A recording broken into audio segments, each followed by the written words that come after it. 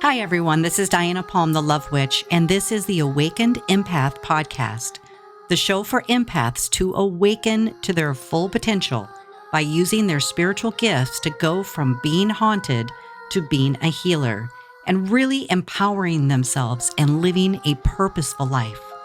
No matter if you're new to your spiritual gifts or if you're a seasoned professional, you will learn how to be a more awakened empath.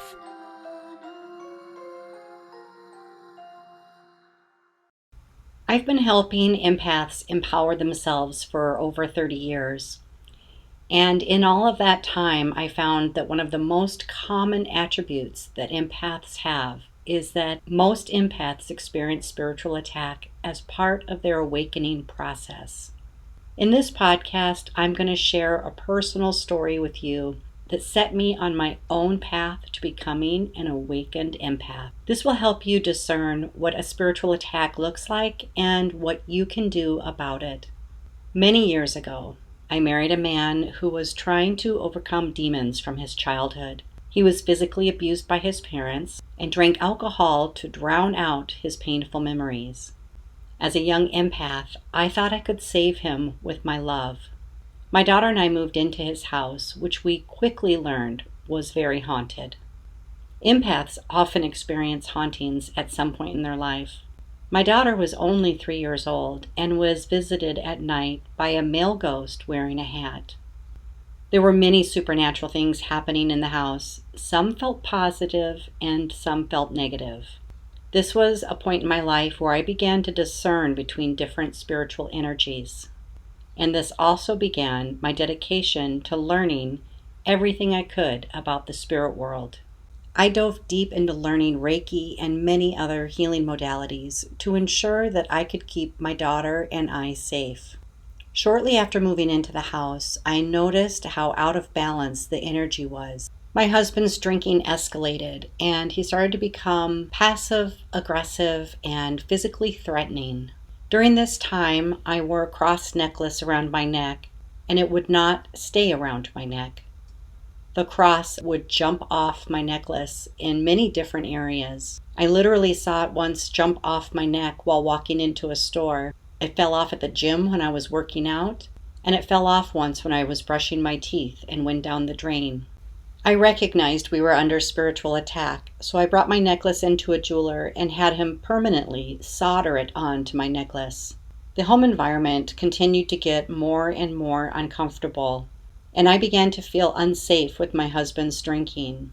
He agreed to become sober and began attending AA meetings.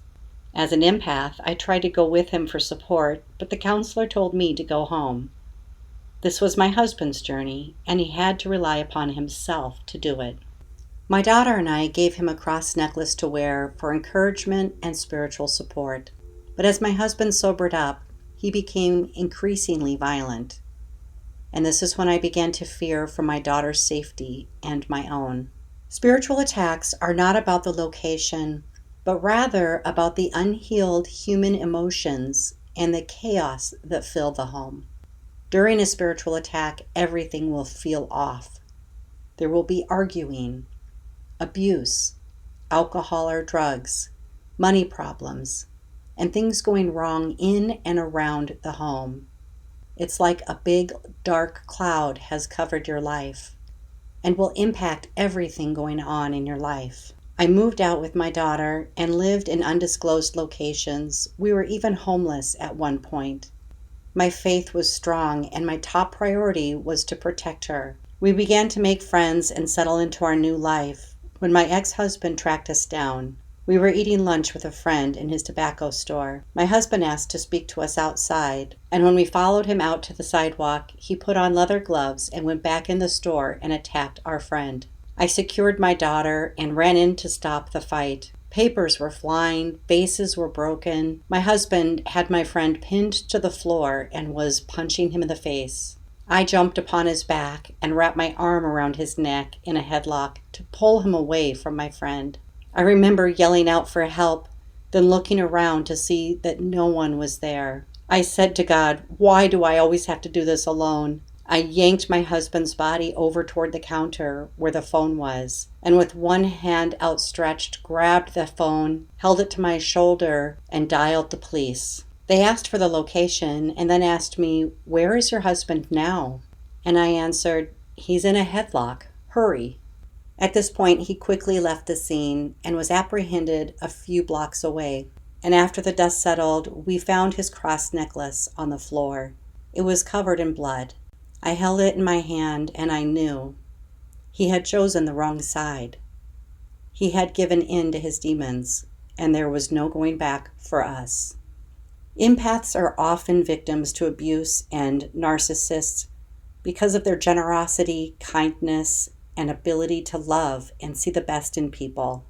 This is why empaths need to use their gifts to love themselves into a place of power in their lives. The supernatural events continued to happen around us long after the physical violence ended. Things would fly across the room and hit me in the head. At one point, I was bruised and injured from things I could not see. When I went to the church for a healing, something literally climbed out of me.